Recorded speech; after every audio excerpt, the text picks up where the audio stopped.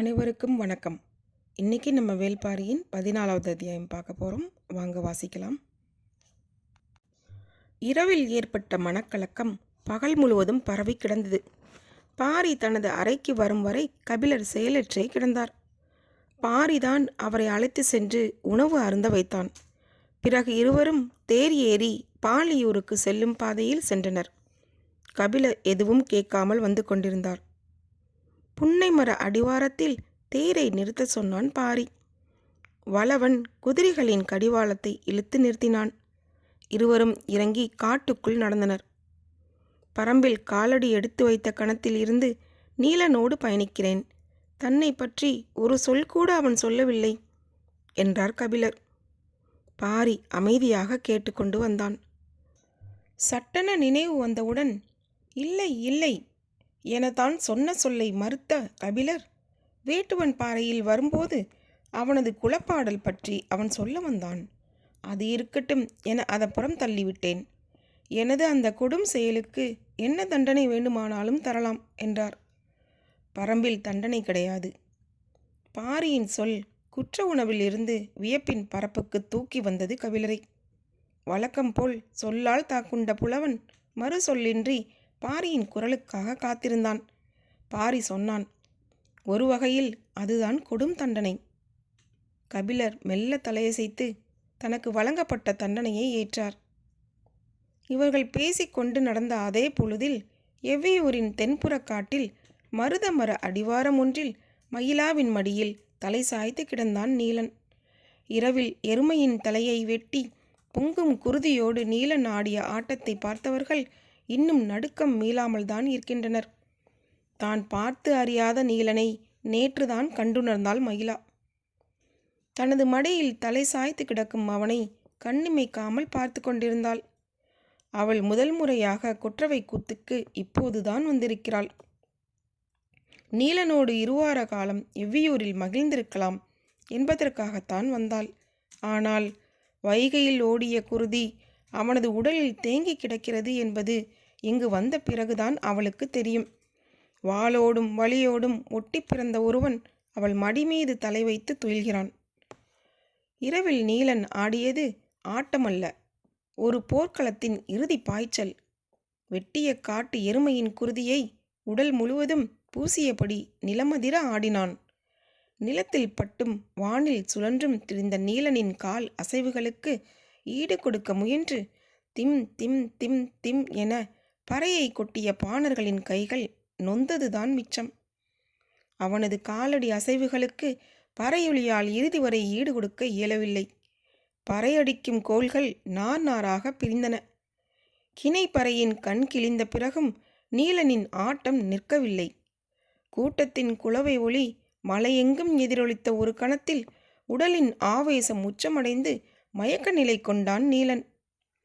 அவன் சரிந்து விழப்போகிறான் என யூகித்த பாரி தன் இருக்கையை விட்டு எழுந்து அவனை நோக்கி ஓடினான்.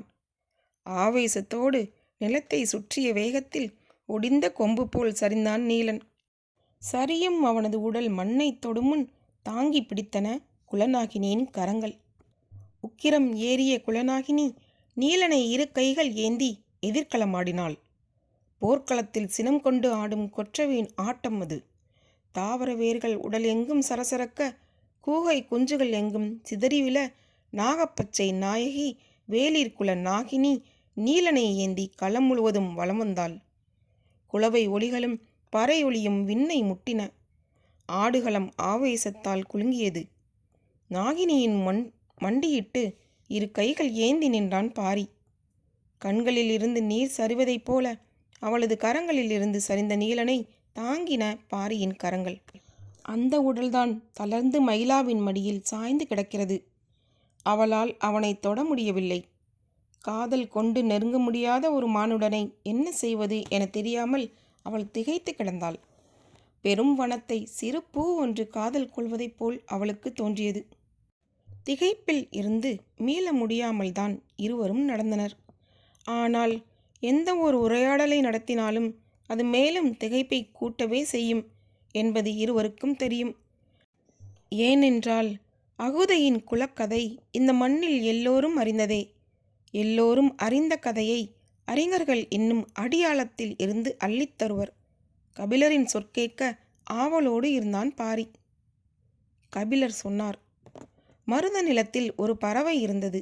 அதன் பெயர் அசுனமா. இசைக்கு மயங்கும் பறவை அது. கூடல்வாசிகள் வைகை கரையில் அமர்ந்து மாலை பொழுதில் சிறு யாழ் மீட்டி மகிழ்ந்திருப்பர். அசுனமா சிற்றொலி எழுப்பியபடி நாணல்களுக்குள் இருந்து ஒவ்வொன்றாக பறந்து வரும். யாழ் இசைக்கப்பட்டு கொண்டே இருக்க இசைப்பவனை சுற்றி அசுனமா வந்து இறங்கும். கொன்றை மரக்கிளையால் செய்யப்பட்ட யாழையே கூடல்வாசிகள் மீட்டுவர். அசுனமா கொன்றை மரத்தில் மட்டுமே அடையக்கூடிய பறவை. யாழின் இசை செவியிலும் கொன்றையின் வாசனை நாசியிலும் ஏற அசுனமா கிறங்கி அந்த இடத்திலேயே அடைய தவிக்கும். நேரம் ஆக ஆக அது இசைப்பவனை நெருங்கும். பின்னர் அவன் மேலே ஏறத் தொடங்கும். அவனது தோள், கால், கை என எங்கும் சீற்றீசல் போல் மொய்க்கத் தொடங்கும். மயங்கிய அசுனமா இசைப்பவனோடு கொஞ்சும்.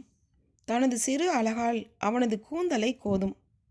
மலரின் இதழ் விரிவதற்காக அவற்றுக்கு எதிரே பறந்தபடியே காத்திருக்கும் தேனீக்கள் போல இசைப்பவனின் இமைக்கு நேரே இறக்கைகளை அசைத்தபடி அது தள்ளாடி தள்ளாடி மிதக்கும். இசைப்பவன் அதை கண்டு சிரித்து கொண்டே யாழ் மீட்டுவான். அந்த சிரிப்பை தனது அலகால் கொத்த அவனது இதழை முட்டும். அதன் கொஞ்சலில் இருந்து விடுபட முடியா இசைங்கன் இரவு எல்லாம் யாழ் மீட்டி கிடப்பான் என சொல்லும் போதே கபிலரின் குரல் உடைய தொடங்கியது. கூடல்வாசிகளுக்கு அசுனமாதான் குலப்பறவை. இசை கேட்டு தலையாட்டும் அசுனமா இன்று இந்த நில உலகில் எங்கும் இல்லை. அந்த பறவை இனம் எங்கே போனது, எப்படி அழிந்தது என யாருக்கும் தெரியவில்லை. குட்டூர் முடவனார் தான் ஒரு கவிதை பாடினார். அகுதையின் குலம் அழிந்த மறுநாள் யாழ் நரம்பில் வந்து மோதி மோதி தங்களின் கழுத்தை அறுத்து கொண்டு அசுனமாக்களும் அழிந்தன என்று. விரல்களால் அவனது தலைமுடியை மெல்ல கோதினாள். ஆற்றலின்றி அயர்ந்து கிடந்த நீலன் கண் விழிக்க முயன்றான். அவள் கன்னம் தொட்டு தூங்குமாறு இமை மூடினாள். அவனுக்குள் இரவின் ஆவேசம் மேலே எழும்பியபடியே இருந்தது. கிணைப்பாணனின் குரல் செவிப்பறைக்குள் மீண்டும் மீண்டும் வந்து மோதியது. நினைவுகள் அவனது கழுத்தை நெரித்தன. எல்லாவற்றையும் சட்டென மறுத்து கண் விழித்தான். அவள் சற்றே அச்சம் கொண்டாள். அவளது விரல்கள் கன்னம் தொட அஞ்சின. அவன் கழுத்தை தூக்கி எழ முயலும் போது அவள் நெஞ்சில் கை வைத்து அழுத்தி அவனை படுக்க செய்தாள். அவன் மனம் இரவில் இருந்து மீள முயன்றது. அவள் விரல்களால் அவனது உடல் முகர்ந்து வெளிவர வழி அமைத்து கொண்டிருந்தாள். பாரி கேட்டான், கூடல்வாசிகளுக்கு மட்டும் உளவு சிறப்பாக வசப்பட்டது எப்படி? எல்லோரும் காட்டை அழித்து விளைநிலமாக்கிய போது காட்டை அறிந்து கொண்டு நிலத்தை விளைய வைத்தவர்கள் அவர்கள். ஆர்வத்தோடு பாரி வினவினான், எப்படி? பன்றி அகழ்ந்த நிலத்தில் பயிர் நட்ட மலை அனுபவம்தான். சமதளத்தில் பயிர் நடும் முன் மண்ணை ஏற்கொண்டு கிளற சொல்லியது. பன்றியின் முன்னுதடு பூமியின் தன்மையை உணரும். அதுபோல பூமியை உணரவும் அதை கிழித்து இறங்கும் மரத்தை உணரவும் முயன்றனர் கூடல்வாசிகள். வண்டல் மண்ணுக்கு, இறுகிய மண்ணுக்கு, இளமண்ணுக்கு என உளுப்படைகளை வகைப்படுத்தி உருவாக்கினர். தாளி மரமும் வேளா மரமும் வெக்காளி மரமும் கொண்டு கலப்பைகள் செய்து மண்ணின் தன்மைக்கு ஏற்ப அவற்றை பயன்படுத்தினர். உளுமரங்கள் மண்ணுக்கு ஏற்ற ஆழம் கொண்டு உழுதன. எல்லோரும் நிலத்தை உழ வேண்டும் என அறிந்திருந்தனர். ஆனால் உழும் நிலத்தை உணர வேண்டும் என்று அறிந்தவர்கள் அவர்களே. உணர முடியா இடத்தில் கிடந்த நீலனை உணர தலைப்பட்டாள் மகிழா. இடது கையால் கழுத்தோடு அணைத்து அவனை தூக்கினாள். அவனது முகம் முழுவதும் அவளது கூந்தல் உழுது இறங்கியது. மேல் உதடு கிளறி உள்ளிறங்க துடித்தன அவளது இதழ்கள். ஆனால் அவன் சோர்வில் இருந்து விடுபடாமல் இருந்தான். மூடி வைத்திருந்த சிறு களையத்தை எடுத்து அவனுக்கு குடிக்க கொடுத்தாள். அவன் கைகள் மிகவும் துவண்டிருந்தன. அவளது வலது கை களையத்தை தாங்கியிருக்க அவன் குடித்தான். நினைவுகளை உதிர்த்துவிட்டு வெளிவர துடிக்கும் அவனது வேட்கை கண்களில் தெரிந்தது. நீராகாரம் உள்ளுக்குள் இறங்கி மயக்கம் கலைக்கத் தொடங்கியது. நீலன் நினைவின் ஆழத்திலிருந்து மேலேறி மேலேறி அவளது மார்பின் சரிவுக்கு வந்து சேர்ந்தான். கபிலர் தான் கேள்விப்பட்ட அந்த பூர்வ கதையை வியப்பு குறையாமலேயே சொன்னார். அது மட்டுமல்ல, ஏற்கலப்பையை மாடு இழுக்க அதன் கழுத்தில் போடும் குறுக்கு ஆரத்தை நேக்கா எல்லா மரங்களிலும் செய்து மாட்டின் கழுத்தில் மாட்டி இழுக்க வைத்தனர். அகுதையின் குலம்தான் முதலில் கண்டறிந்தது அத்திமரம்தான் ஆவினத்தின் சேர்மானம் என்று. குறுக்கு ஆரத்தை அத்திமரத்தில் செய்தனர். அதுதான் கணம் குறைவாக இருக்கும். எவ்வளவு இழுத்தாலும் மாட்டின் கழுத்து தோளில் வடு பிடிக்காது. அதன் கழுத்து நரம்புக்கு எண்ணெய் நீவியது போல் சிறு நெளிவுக்கு கூட சரிந்து கொடுத்து செல்லும். பாரி வியப்போடு கேட்டான். கால்நடைகளை மரங்களோடு இணைத்து பொறுத்த மதிநுட்பம் தேவை. காடும் கால்நடைகளும் அதிசய உறவு கொண்டவை. ஆம் என்று தலையாட்டிய கபிலர் சொன்னார். மரத்தையும் மாட்டையும் இணைத்தது மட்டும் அல்லாமல் தாவரத்தையும் மண்ணையும் இணைத்தனர். ஆவார இலையை அடிமண்ணில் போட்டபோது அவர்கள் சொல்வதை யாரும் நம்பவில்லை. அறுவடை நாளில் அம்பாரமாக குவிந்த விளைச்சல் கண்டு வாய் பிளந்தவர்கள் அந்த தாவரத்தின் பெயர் என்ன என்று மீண்டும் மீண்டும் வந்து கேட்டு போயினர். எதற்கும் ஆகார் என கேலி பேசி சிரித்த அவர்களின் பெருங்கிழவன் ஒருவன்தான் அந்த இலையை கண்டறிந்து நிலத்தில் போட்டு அமுக்கியவன். பயிர்களுக்கு நல்ல ஆகாரம் இந்த இலை என அவன் சொன்னதை 2 விளைச்சலுக்கு பிறகே உண்மை என கூடல்வாசிகள் ஏற்றனர். ஆகார இலை என்று அந்த இலைக்கு பெயர் சூட்டினர். அவர்களே அறியாமல் அது ஆவார இலையாக வளைந்து கொண்டது. அவன் நீராகாரத்தை குடித்து முடித்தான். அவனது முகம் சற்றே அமைதி கொண்டது. மயிலா அவனை எப்படி உள்வாங்குவது என தெரியாமல் தவித்தாள். அவனது முகத்தை மார்போடு அணைத்தபோது அவளது கைகள் நடுங்கின. தன்னை எத்தனையோ முறை தழுவி கிடந்த நீலன் தான் இவன். ஆனால் குலநாகினி கையில் ஏந்த நின்ற அந்த காட்சியை பார்த்த பிறகு அவனை தொடவே ஆழ்மனம் அஞ்சுகிறது. நேற்றைய இரவில் நான் பார்த்த நீலன் நீதானா என்று அவனை பார்த்து கேட்கவே அவள் தலை குனிந்தாள். அந்த சமயம் அவனது தலை நிமிர்ந்தது. உதடுகள் உணர நிலம் கிளறி உள்ளிறங்கினான். இதழ்கள் இணைந்த போதும் அவள் கொண்டு வந்ததை அவன் குடித்து கொண்டுதான் இருந்தான். சிறிது நேரம் கழித்து இதழ்கள் விலக்கி பெருமூச்சு வாங்கியபடி தன் நிலைக்கு வந்தாள். நீ ஏன் உன்னை பற்றி என்னிடம் இதுவரை சொல்லவில்லை? மயிலாவின் கேள்விக்கு அவன் பதில் ஏதும் சொல்லவில்லை. அவளது இமைகள் துடித்து ஆடுவதையே பார்த்து கொண்டிருந்தான். அடிமண்ணில் ஆகாரமாக சேர்ந்து கிடக்கும் குலக்கதைகள் வெளிப்பார்வைக்கு சட்டென தெரியாதே. உனது தோள்கள் எனது அணைப்புக்கு அப்பாற்பட்டவையாக மாறியுள்ளன என உணர்கிறேன். உனக்குள் இருக்கும் நெருப்புக்கு முன் நம் காதல் நிலை கொள்ள மறுக்கிறது என சொல்லிக் கொண்டிருக்கும் போதே அவளது கண்களில் இருந்து நீர் வழிந்தது. ஒரு கணம் கண்களை மூடி தன்னை நிதானப்படுத்தினாள். பரம்பின் எல்லா பெண்களையும் போல அவளுக்கும் அந்த சமயம் வள்ளியே நினைவுக்கு வந்தாள். வள்ளியின் உறுதிப்பாட்டுக்கு இணை சொல்ல யாரும் இல்லை.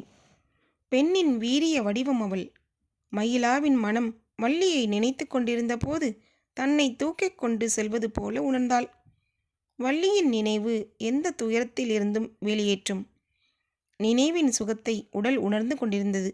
சட்டென கண் விழித்து பார்த்தாள் மயிலா. நீலன் தன் 2 கைகளால் அவளை தூக்கியபடி மர நிழல் விட்டு வெயில் இறங்கும் நிலம் நோக்கி வந்து நின்றான். சூரிய ஒளி இருவர் மீதும் பொழிந்து இறங்கியது. அவளின் கண்களை பார்த்து நீலன் சொன்னான், நான் அகுதை, நீ அசுனமா. வாழ்ந்தாலும் அழிந்தாலும் பிரிவில்லை நமக்கு. மலையில் இருந்தவர்கள், காட்டில் இருந்தவர்கள், கடற்கரையில் இருந்தவர்கள் எல்லோரும் வெட்டி சாய்க்கும் வாள்முனையின் பின்னும் பாய்ந்து இறங்கும் அம்பு முனையின் பின்னுமே அலைந்து கொண்டிருந்தனர். ஆனால் கூடல்வாசிகள்தான் எந்நேரமும் ஊர்ந்து நகரும் மண்புழுவின் பின்னும் சிறு துவாரம் உருவாக்கி மறுகணம் சிறகு விரிக்கும் ஈசலின் பின்னும் அலைந்து கொண்டிருந்தனர் என்றார் கபிலர். உண்மைதான். ஆனால் வாள் முனைதானே வெற்றி கொண்டது. எந்த மண்ணிலும் விளைய வைக்க தெரிந்தவர்களை விதை நெல்லே அறியாதவர்கள் வீழ்த்திவிட்டனரே. காலம் வைகையின் சாட்சியாக சொல்லும் செய்தி ஒன்றுதான். எந்த கணமும் நீ தாக்கப்படலாம். ஆனால் அதற்கு முந்தைய கணம் உன்னுடையது. அதில் நீ கையறு நிலையில் நின்றால் ஆரோடு உன் குலம் போகும் என்றான் பாரி. கபிலர் தலையசைத்து ஆமோதித்தார். அகுதை மாவீரன்தான். ஆனால் திருநாளின் அதிகாலையில் கொலைவாள் கொண்டு சூழப்படுவோம் என்பதை எதிர்பார்க்கும் அளவுக்கு அவன் மனம் சீர்கெடவில்லை. தீயவர்களின் வீழ்ச்சி மகிழ்வை கொடுக்கும், பாதிப்பை ஏற்படுத்தாது. நல்லவர்களின் வீழ்ச்சியோ துயரத்தோடு நிற்காது, பெரும் பாதிப்பை உருவாக்கும். அகுதையின் தோல்விதான் இந்த மண்ணின் சமநிலை சரிய காரணமானது. வளமான பூமி தன் கை வந்ததும் வென்றவன் பெரும் வலிமை கொண்டவனானான். அதே போன்ற ஒரு கொலைவெறி தாக்குதலை எதிர்பாராத பொழுதில் நிகழ்த்தினால் நாமும் பெரும் வளம் பெற்றவர்களாக மாறுவோம் என்ற எண்ணம் எல்லோருக்கும் வரத் தொடங்கியது. அதைவிட பெரும் தாக்குதலை நிகழ்த்தி அடுத்தடுத்து 3 குலங்களை அழித்ததனால் சேரகுலம் முதல்நிலை பெற்றது. போர் என்பது அரை கூவி நிகழ்த்துவது என்ற மரபை உடைத்தான் கொற்கை பாண்டியன். அகுதையின் மீது தொடுக்கப்பட்டது போர் அல்ல. பாரி பேசிக்கொண்டிருக்கும் போது இடதுபுறம் இருந்த புதருக்குள் இருந்து செந்நாய் ஒன்று பாய்ந்து ஓடியது. அது ஓடிய திசை நோக்கி விரைந்தான் பாரி.